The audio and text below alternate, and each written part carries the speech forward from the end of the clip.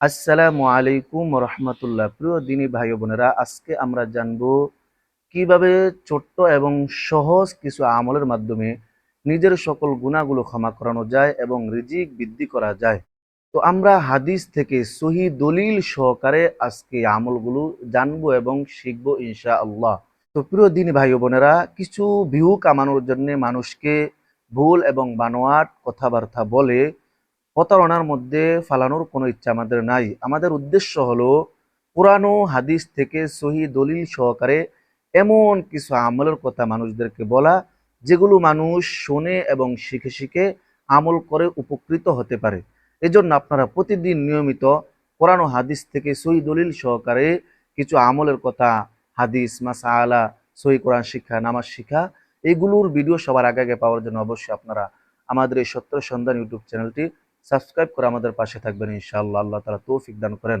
তো আজকে আমাদের আলোচনার বিষয় হলো ছোট্ট এবং সহজ কিছু আমলের মাধ্যমে কিভাবে আমরা নিজের গুনাহগুলো ক্ষমা করাইতে পারি এবং আমাদের রিজিক বৃদ্ধি করতে পারি। তো সহিহ হাদিসের বর্ণনা, আব্দুল্লাহ ইবনে মালিক রাদিয়াল্লাহু তাআলা আনহু থেকে বর্ণিত, একজন গ্রাম্য ব্যক্তি নবীজির কাছে আসলেন। আয়েশা নবীজিকে বলতেছেন, হুজুর আমাকে এমন কিছু আমল শিখিয়ে দেন, ভালো কিছু আমল শিখিয়ে দেন। নবীজিকে এই কথা যখন বললেন, তখন নবীজি বললেন, কুল, তুমি বলো সুবহানাল্লাহ, আলহামদুলিল্লাহ, লা ইলাহা ইল্লাল্লাহ, আল্লাহু আকবার।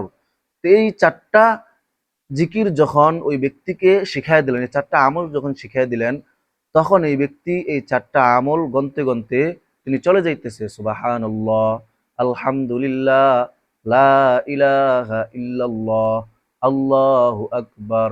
এই চারটা জিকির করতে করতে উনি চলে যাইতেছে। কিছু দূর যাওয়ার পর সুম্মা রজা, ওই ব্যক্তি আবার ফিরে আসলেন।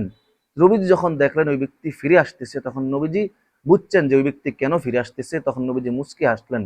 তো ওই ব্যক্তি নবীজির কাছে আয়সা বলতেছে, হুজুর আমাকে ভালো কিছু আমল শিখিয়ে দেন। নবীজি বলতেছে, তোমাকে তো শিখিয়ে দিলাম সুবহানাল্লাহ, আলহামদুলিল্লাহ, লা ইলাহা ইল্লাল্লাহ, আল্লাহু আকবার। তো ওই ব্যক্তি বলতেছে, হ্যাঁ অবশ্যই শিখিয়ে দিয়েছেন। নবীজি বলতেছেন, তাহলে আর সমস্যা কোথায়? তখন ওই ব্যক্তি বলতেছেন, হুজুর যেগুলো আমাকে শিখিয়ে দিয়েছেন এগুলো তো সব আল্লাহর, কিন্তু আমি কি পাইলাম? ওই ব্যক্তি বলতেছেন, সুবহানাল্লাহ, আল্লাহ তাআলা পবিত্র, আলহামদুলিল্লাহ, সকল প্রশংসা আল্লাহর জন্য, লা ইলাহা ইল্লাল্লাহ, আল্লাহ ছাড়া কোনো মাবুদ নাই, আল্লাহু আকবার, আল্লাহ সবচেয়ে বড়। তো সবকিছু তো আল্লাহর, তাহলে আমি কি পাইলাম? তখন নবীজি বললেন, শোনো, তুমি যখন বলো সুবহানাল্লাহ, তখন আল্লাহ তাআলা বলে, হ্যাঁ তুমি সত্য বলেছো। তুমি যখন বলো আলহামদুলিল্লাহ, আল্লাহ তোমার সঙ্গে সঙ্গে বলে তুমি সত্য বলেছ। তুমি যখন বলো লা ইলাহা ইল্লাল্লাহ, আল্লাহ বলে, হ্যাঁ বান্দা তুমি সত্য বলেছ। তুমি যখন বলো আল্লাহু আকবার, আল্লাহ তখন তোমার সঙ্গে সঙ্গে বলে, হ্যাঁ তুমি সত্য বলেছ। কেমন জানি তোমার সাথে আল্লাহর সাথে কথা হইতেছে, সুবহানাল্লাহ। এর চেয়ে উত্তম তুমি আর কি চাও? তারপরে নবীজি তাকে আরো তিনটা আমল শিখাই দিচ্ছেন। নবীজি বলে, 5 নম্বরে তুমি বলবা আল্লাহুম্মা গফিরলি, আল্লাহ আপনি আমাকে ক্ষমা করে দেন। আল্লাহ তোমার সঙ্গে সঙ্গে বলবে, যা তোমাকে ক্ষমা করে দিলাম, সুবহানাল্লাহ। 6 নম্বরে তুমি বলবা আল্লাহুম্মারহামনি, আল্লাহ আপনি আমার উপর দয়া করেন। আল্লাহ বলবে, হ্যাঁ তোর উপর আমি দয়া করলাম। 7 নম্বরে তুমি বলবা আল্লাহুম্মারজুকনি, আল্লাহ আপনি আমার রিজিক বৃদ্ধি করে দেন। আল্লাহ সঙ্গে সঙ্গে বলবেন, তোমার রিজিকের ফয়সালা আমি আল্লাহ করে দিব, সুবহানাল্লাহ। তো আল্লাহ হাবিব রাসূলুল্লাহ সাল্লাল্লাহু আলাইহি সাল্লাম ওই গ্রাম্য ব্যক্তিকে, ওই সাহাবীকে এই 7টা আমল শিখিয়ে দিয়েছেন। সহিহ হাদিসের বর্ণনা, এই হাদিসটা নাসিরউদ্দিন আলবানী তিনিও এই হাদিসটাকে সহিহ বলেছেন। তো আমরাও যদি এই 7টা আমল করি, তাহলে আল্লাহ পাক রব্বুল আলামিন অবশ্যই অবশ্যই আমাদের সকল গুনাহগুলো ক্ষমা করে দিবেন, আমাদের রিজিকের মধ্যে বরকত দান করবেন, সুবহানাল্লাহ। এই জন্য আমরা এই 7টা আমল খুবই সহজ, সুবহানাল্লাহ, আলহামদুলিল্লাহ, লা ইলাহা ইল্লাল্লাহ, আল্লাহু আকবার, আল্লাহুম্মা গফিরলি, আল্লাহুম্মারহামনি, আল্লাহুম্মারজুকনি।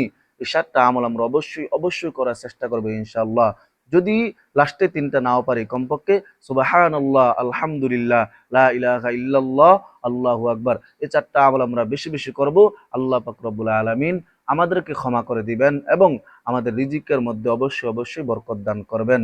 প্রিয় দিনী ভাই বোনেরা, আমরা অবশ্যই অবশ্যই এই আমলটি নিয়মিত করার চেষ্টা করব ইনশাআল্লাহ। আল্লাহ তাআলা তৌফিক দান করেন, আমিন। আসসালামু আলাইকুম ওয়া রাহমাতুল্লাহি ওয়া বারাকাতুহু।